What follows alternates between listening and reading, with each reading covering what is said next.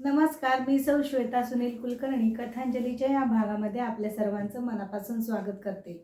माझ्या चॅनलला कृपया लाईक करा, शेअर करा आणि सबस्क्राईब करायला विसरू नका. आजच्या माझ्या कथेचं नाव आहे मनी नोकरी करते. मनीला फटाक्यांच्या उद्योगात भरपूर पैसे मिळाल्यामुळे तिच्या मनी मिळवायचा किडा वळवळू लागला. त्याचा डंख इतका जबरदस्त होता की येता जाता ती बबनचे डोके खाऊ लागली आणि अर्थातच बबनचे डोके फिरायला कुठलेही निमित्त पुरत असे. बबन, मी नोकरी करते ना, मनीने त्याला पुन्हा ऐकवले. अगं पण तुला कोण देणार नोकरी? बबनने तिला अशा थाटात विचारले जणू काही तिच्या पुढे 100 नोकऱ्या हात धरून उभ्या होत्या. अरे मिळेल ना रिसेप्शनिस्टची वगैरे. अगं रिसेप्शनिस्ट म्हणजे स्वागतिका, म्हणजे लोकांचे स्वागत करणारी, म्हणजे जिला बघून क्लायंट ऑफिसमध्ये येतील अशी. तुला पाहून लोक ऑफिसमध्ये येण्याच्या ऐवजी पळून जातील. बबन बोलला खरा, पण ह्यामुळे आपल्यालाच पळून जावे लागेल हे त्याच्या कधीच लक्षात आले नव्हते. बबन, तुला पाहून मुली दुकानात येतातच ना. तू स्वतःला काय सलमान खान समजतोस? गेला बाजार तू मोनिश बॉलचा स्पॉट बॉय सुद्धा वाटत नाहीस. बबनला आता मनीच्या ओरडण्याचा बडीमार होणार हे उमगले आणि तो क्षणार्धात अदृश्य झाला आणि घेवरचंद शेठजीच्या दुकानात प्रविष्ट झाला. मनी मग खरोखरच नोकरी करायचा गंभीरपणे विचार करू लागली. आपल्याला कुठल्या प्रकारची नोकरी करता येईल, आवडेल आणि जमेल या सगळ्याचा. बबन सौंदर्य प्रसाधनांच्या दुकानात नोकरी करतो आणि आपण फटाके विकलो म्हणजे आपल्या नशिबात विक्रीमुळेच पैसा आहे हे नक्की. मग आपण काय विकावे बरं हे तिला सुचेना आणि सगळ्यावर तिच्या दृष्टीने एकच रामबाण उपाय होता, तो म्हणजे कामिनीबाई, तिची आई. तडक आवरून ती कामिनीबाईंकडे पोहोचली. काय ग मने, एवढ्या उन्हाची आलीस? कामिनीबाईंनी मनीला विचारले. मनी हाश हुश करत सोफ्यावर बसली आणि सांगू लागली, आई मला बिझनेस नाही तर नोकरी करायची आहे. हे काय आता नवीन खूळ? नवीन कुठलं, जुनच. घारू अण्णा ढेरपोट्या शरीराला सावरत म्हणाले. ते फटाक्यांचं आहे ना लक्षात? काही करायचं नाही, उद्योग आणि नोकरी मी सांगून ठेवतो मने. मने, तू यांच्याकडे अजिबात लक्ष देऊ नकोस. आत्ता कामिनीबाई मनीची बाजू उचलत म्हणाल्या.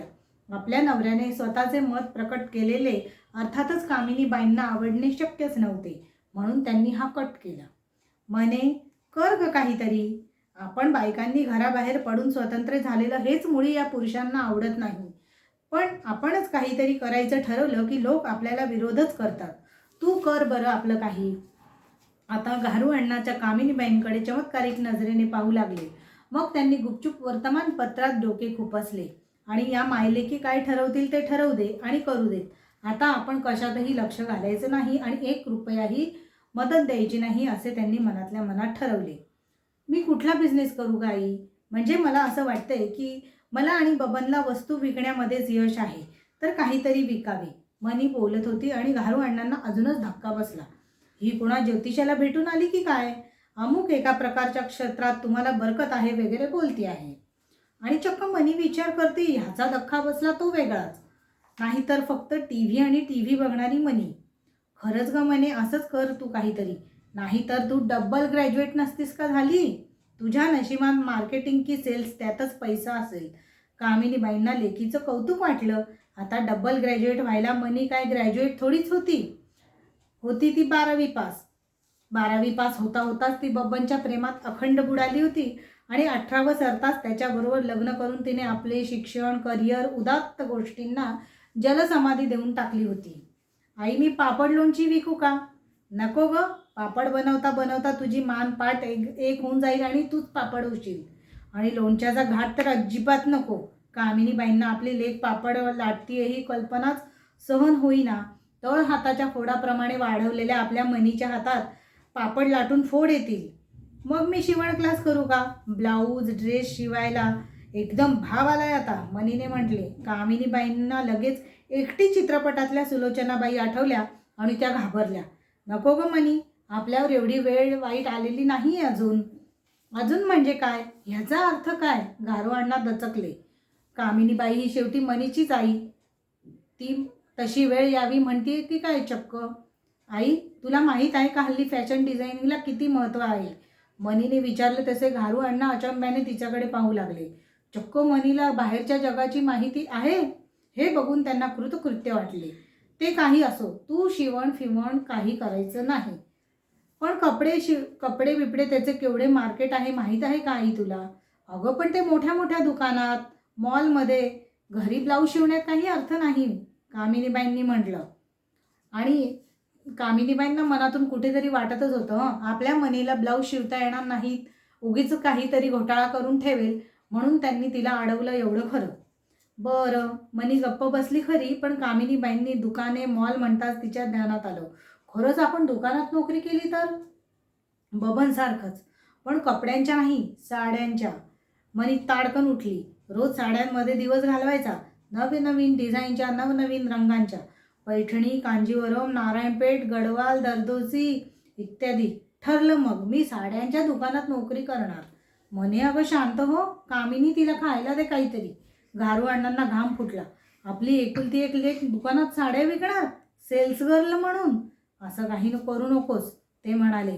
नाही, मी नोकरी करीन आणि पैसे साठवून एके दिवशी मीच साड्यांचं दुकान सुरू करेन. असं नसतं ग. घरू अण्णा तिला मागे ओढतायत पाहून कामिनीबाई चिडल्या. तुम्ही कायम मनीला विरोध करता. मनीला कॉलेजात अभ्यास करायचा नव्हता तर अभ्यास कर म्हणून रागवायचा. तिला पिक्चर बघायचे असायचे तर तुम्ही पाठवत नव्हता. तिला केस कापायचे होते तर तुम्ही कापू दिले नाही. बिचारी माझी लेक कर ग म्हणे, मी बघते कोण तुझ्या आडवं येतं ते. आता आडवं यायला मी काही मांजर आहे का? बाप आहे तिचा. घारू अण्णा संतापले खरे, पण त्यांच्या संतापाला कामिनीबाईंच्या लेखी काळी इतकीही किंमत नव्हती. पण त्यांनी मनीच्या साडीच्या दुकानात सेल्स गर्ल म्हणून काम करायच्या स्वप्नाला मात्र पेटवले. नाहीतरी त्यांचा जावई सेल्समनच होता ना. झालं. मनी त्या कल्पनेने इतकी उत्साहात आली की तिने घरच्या साड्या कपाटातून काढून साड्या विकायची प्रॅक्टिस सुद्धा सुरू केली. त्या प्रयत्नात सगळी खोली साड्यांमुळे भरून गेली. बबन घरी आला तेव्हा अख्ख्या घरात साड्या पसरलेल्या पाहून गडबडला. मनीला कुठं बाहेर जायचं आहे का कार्यक्रमासाठी? डोहाळे जेवण बारसं असू दे रे देवा, दुसरा कुठला असेल तर आपल्याला जायला लागेल बरोबर. हल्ली काय डोहाळे जेवण बारशालाही पुरुषांना जावं लागतं. किंवा मनीला नवीन साडी घ्यायची नसेल म्हणून ही नाटकं. तेवढ्यात मनी हातात साडी घेऊन फिरता फिरता दिसली. मनी तुझ्या चाललंय तरी काय? तुझ्या मनात आहे तरी काय? नवीन साडी तर घ्यायची नाही ना तुला? हे घरापेक्षा साड्यांच्या दुकानातच आल्यासारखं वाटतंय मला. वाटतंय ना? मनीने जागच्या जागीच उडी मारली. तिने उडी मारता क्षणीच दोन तीन साड्या घसरल्या. 2-3 साड्या उडाल्या तर 2-3 जाऊ दे. वाटतंय ना? मग मला जमलं. काय? बबनला त्या साड्यांच्या पसाऱ्यात कुठे बसावं ते समजत नव्हतं. मनी द्रौपदी आणि आपण कृष्णासारख्या तिला साड्या पुरवतो आहोत. छे छे, त्याने ती कल्पना झटकली. नव्हे ती द्रौपदी असेल तर आपण दुःशासन. नकोच, मी कृष्ण आणि ती रुक्मिणी. सत्यभामा ठीक आहे. मी साड्या विकणार आहे बबन, मनी अत्यानंदाने म्हणाली. काय? बबनला आनंदाचं भरतं आलं. मनी चक्क स्वतः साडी विकत घ्यायच्याऐवजी साड्या विकायचं म्हणते स्वतःच्या. हट्ट करण्यापेक्षा आहे त्या साड्या विकू देत. ही उपरती झाली कशी पण? पण मने या जुन्या साड्या घेणार कोण? आणि घेतल्या तरी फार तर 500 रुपये सुद्धा मिळणार नाहीत. एवढी दुकानं साड्यांनी ओसंडून वाहत आहेत. इतक्या सुरेख साड्या दुकानात मिळताना तुझ्या जुन्या साड्या कोण ग घेणार? बबन, वाटलंच मला. शेवटी तुला अक्कल नाहीच. अरे मी या साड्या नाही विकणार, तर दुकानांमधल्या साड्या विकणार. त्याची ही रंगीत तालीम. त्याने इकडं तिकडं रंगीत साड्यांवरून नजर फिरवली. नाही, खरंच ही तुझी रंगीत तालीम आहे, पण तुला हे करायला सांगितलं कोणी? मुळात तुला साड्यांच्या दुकानात नोकरी करायची गरजच काय? बबनला फटाक्यांच्या वेळचा दाहक अनुभव आठवला. त्यावर थंड वाटण्यासाठी काय की तो म्हणाला, मी काय घेवरचंद शेटजींच्या दुकानामध्ये नोकरी मिळवण्यासाठी घरभर क्रीमच्या बाटल्या, शॅम्पू, तेल घरभर पसरवून नव्हते ठेवले आणि ते अंगाला चोपडत बसलं नव्हतं काही. म्हणूनच तू अजून सेल्समन राहिलास. मला साड्यांच्या दुकानाची, भव्य दुकानाची मालकीण व्हायचंय. मनी रोखून बघत म्हणाली. शेवटी काय, मनीची अक्कल तेवढीच. जणू काही साड्यांचे लॉन्चिंग करणारी ऐश्वर्या रायच समजते स्वतःला. शेवटी एकमेकांच्या अकला काढून झाल्यावर बबनने माघार घेतली. अर्थात साडी विकणं, सेल्स गर्ल म्हणून साडीच्या दुकानात काम करणं गैर नव्हतं, तर मनीने ते काम करणं धोकादायक आहे असं त्याला वाटत होतं. मनीने मग दुसऱ्या दिवशीपासून साड्यांची दुकाने पालथी घालण्यास सुरुवात केली. अर्थातच दारामध्येच बिलिंग काउंटरपाशी तिने नोकरीसाठी विचारल्यामुळं आणि तिथं ताबडतोब नकार मिळाल्यामुळं तिला दारातूनच परत फिरावे लागायचे. तरी मनी इतक्या धीराची की तिने नोकरी मिळेपर्यंत चिकाटी दाखवली आणि शेवटी एकदाची तिला साडी विकण्याच्या दुकानात नोकरी मिळाली. दुसऱ्या दिवशी सकाळी बबन उठला तेव्हा मनी नटून ठटून तयार होती. तिच्या अंगावर भरजरी साडी पाहून तो दचकूनच उठला. त्याची झोपच उडाली. सजलेली मनी पाहून नव्हे तर ती नोकरीवर अशी चालली आहे म्हणून. अगं तू लग्नाला जात असल्यासारखी चालली आहेस, लोक काय म्हणतील? काही म्हणणार नाहीत, उलट माझ्याकडूनच साडी खरेदी करतील, मनी ठसक्यात म्हणाली. बबनने हताशपणे तिच्याकडे बघितले. मनीला सांगण्यात काहीच अर्थ नाही हे त्याला पटले.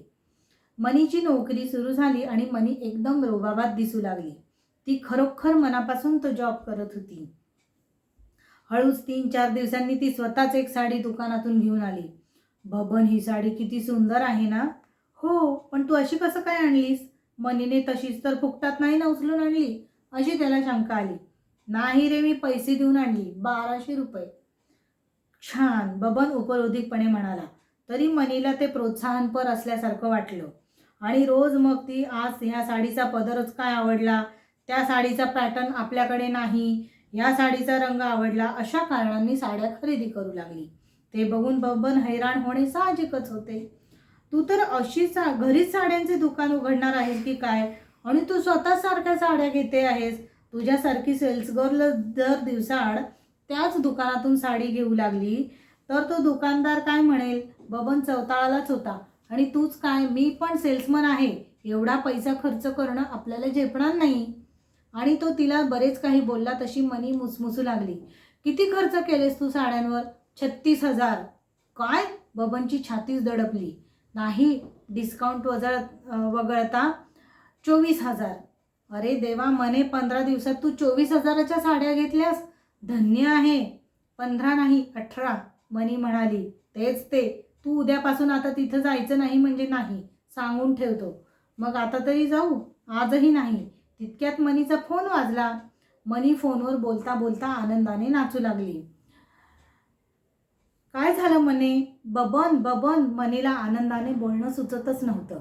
अगं हो, मीच बबन, माझे नाव बबन, आता सांग बघू. बबन, मी एवढ्या साड्या घेतल्या ना तर प्रत्येक साडी खरेदीच्या बिलावर कुपन होतं, ते भरून ड्रॉपबॉक्समध्ये टाकायचं होतं. तर लकी ड्रॉ मिळाल्यावर त्याच्यावर बक्षीस होतं, तर ह्या वेळेचं बक्षीस मला मिळालं. ती आनंदाने निथळत होती. तर साडी मिळणार असेल 400-500ची, बबन उत्साहाने म्हणाला. उत्साहाने नव्हे, उपहासाने. नाही, 1,00,000 रुपये मिळाले बबन मला. काय? बबनही आता मनीसोबत किंचाळला. हो बबन, 1,00,000 रुपये. मनी लाडात आली. मग जाऊ ना बक्षीस घ्यायला? हो जा. मी पण येऊ का तुझ्याबरोबर? नाही, मी पण येतोच तुझ्याबरोबर. बबनचा मगाचा राग कुठल्या कुठे पळून गेला. ते पाहून मनी अजूनच रंगात आली. मी त्या 1,00,000 रुपये बक्षिसाच्या सगळ्या साड्याच घेणार आहे हं बबन. फार तर तुला एखादा ड्रेस घेईन.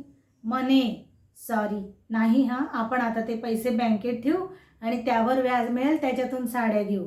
बबन हसला. तसं मनीने हळूच विचारलं, मी एखाद्या मोठ्या ज्वेलर्सच्या दुकानात नोकरी करू का बबन? नाही. बबन ओरडून बेशुद्ध का पडला हेच मनीला कळेना आणि ती बबनला जागे करायचा प्रयत्न करू लागली आणि त्याला म्हणाली, बबन, अरे आपल्या नशिबात बक्षिसेच बक्षिसे आहे.